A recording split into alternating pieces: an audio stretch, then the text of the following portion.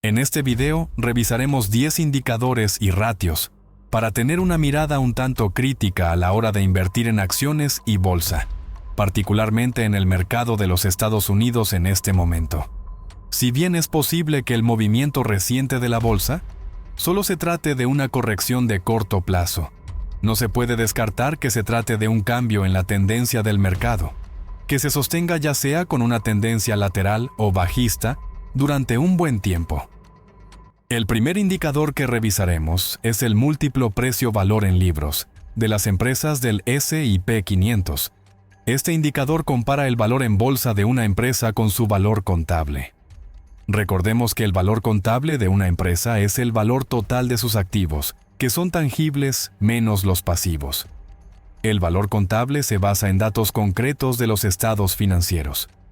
El problema es que el valor contable no tiene en cuenta los activos intangibles como las patentes, derechos de propiedad intelectual y potencial de crecimiento de, por ejemplo, las empresas tecnológicas. Lo importante en todo caso es observar cómo este ratio ya superó las 5 veces, niveles solo vistos antes de la explosión de la llamada burbuja de las empresas.com. Incluso en el año 2022, cuando el mercado tuvo tremenda corrección, este múltiplo no superó las 5 veces.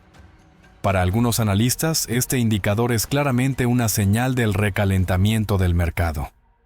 El segundo indicador muestra el porcentaje del S&P 500 que está concentrado en 10 acciones, llegando recientemente al 40% del total. Esto tiene varias implicaciones. Por un lado, muestra que el mercado está dependiendo de solamente pocas compañías para seguir subiendo. Esto implica que si estas compañías, que son principalmente tecnológicas, no muestran los resultados esperados o frenan su crecimiento, el mercado podría caer, pues buena parte de la valorización reciente se debe a pocas compañías. Ahora bien, cuando se revisan los ratios de estas compañías que han soportado el rally del mercado, observamos que están en algunos casos llegando a valores de posible sobrevaloración.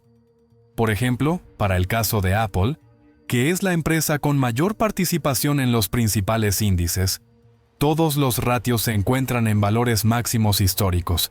En particular, su ratio PER está en 42 veces, muy por encima del promedio de 23 veces.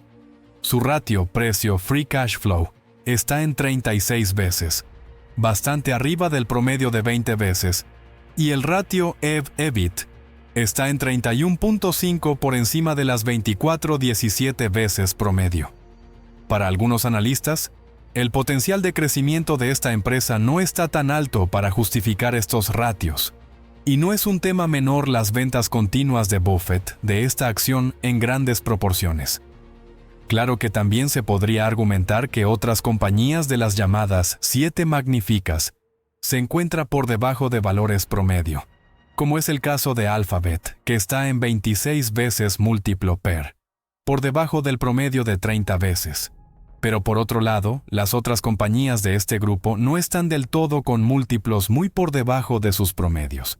Pues por ejemplo, Nvidia se encuentra a 55 veces beneficios, cuando su valor promedio es de 61. Microsoft también se encuentra por encima de su promedio de 32 veces beneficios. Actualmente, el ratio PER se encuentra en 36 veces. Tesla también se encuentra con un múltiplo PER supremamente alto de 124 veces, por encima del promedio de 121. El tercer indicador a considerar es el índice Shiller-Cape Ratio del índice S&P 500. Este indicador se fundamenta en los beneficios de las compañías con relación a su cotización durante los últimos 10 años, ajustado a inflación. Cuanto mayor sea este ratio, son menores las posibilidades de que el rendimiento de las acciones sea muy elevado a futuro. Actualmente está por encima de las 38 veces. Valores por encima de 40 solo se alcanzaron antes del crash del año 2000. Y los ratios actuales son bastante similares a los observados antes de la corrección del año 2022.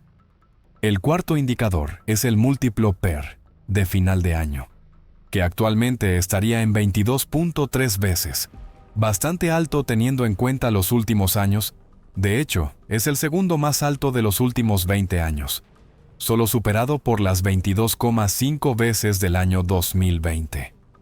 El quinto indicador es el porcentaje de los ingresos promedio que se dedica al pago de vivienda, el cual termina el año acercándose al 40%, valores que están incluso por arriba de los observados en el año 2006, antes de la explosión de la crisis por las hipotecas subprime o de alto riesgo.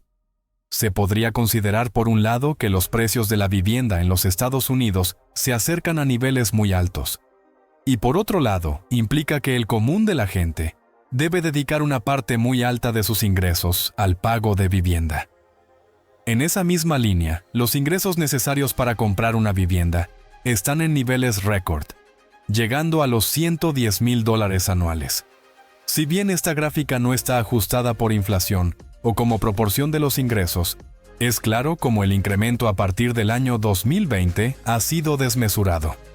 El sexto indicador muestra cómo los inversores están muy posicionados en acciones y fondos de inversión, llegando a indicadores que no se veían desde el año 2008.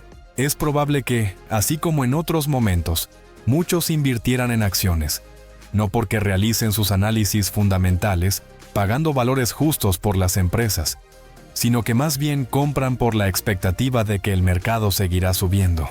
Es decir, más bien son especuladores. El séptimo indicador es el llamado indicador Buffett, que relaciona la capitalización bursátil de todas las acciones que cotizan en bolsa con relación al Producto Interno Bruto. En teoría, el aumento del precio de las acciones debería ir a la par con el incremento del PIB en las mismas proporciones. Pero hay momentos en donde, como se observa recientemente, es posible que las acciones hayan subido demasiado con relación al crecimiento real de la economía. De acuerdo con el indicador actualmente, el mercado está fuertemente sobrevalorado, llegando a niveles solo visto en el año 2000 y 2022 recientemente. El octavo indicador es el nivel de optimismo del crecimiento de la economía y del futuro de la inteligencia artificial. Se encuentra en unos niveles que son los más altos en los últimos 20 años. Y muchas veces el exceso de optimismo es el causante de algunas correcciones en los mercados. El noveno indicador son los retornos promedio anuales esperados para el S&P 500 para los próximos 10 años, de acuerdo con el nivel actual de valorización, con un PER cercano a las 23 veces. La proyección sería que en promedio el mercado ofrecería un rendimiento anual entre el 0 y el 3%. Si bien esto es tan solo una proyección, puede ser un indicador de que el mercado se encuentra sobrevalorado actualmente. El décimo indicador es el que muestra el gap o diferencia entre S&P 500 de las grandes compañías y el índice S&P 600 de pequeñas compañías.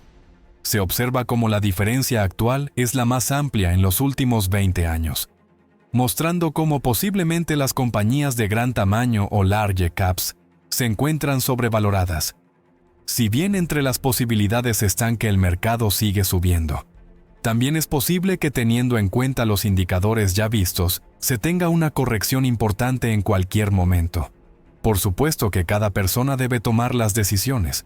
No está de más tomar ciertas medidas de protección, en donde la renta fija y la liquidez pueden ser alternativas interesantes, tal como lo mostramos en el video de cómo invertir en el año 2025, que puedes ver en el video realizado recientemente. Recuerda que en la descripción del video encuentras el enlace del mejor curso para aprender análisis técnico y fundamental para invertir en acciones. Igualmente se encuentra el enlace de la mejor plataforma para comprar acciones de la bolsa, regulada en los Estados Unidos. Si te gustó el video, regálanos un like, suscríbete al canal y comparte el contenido.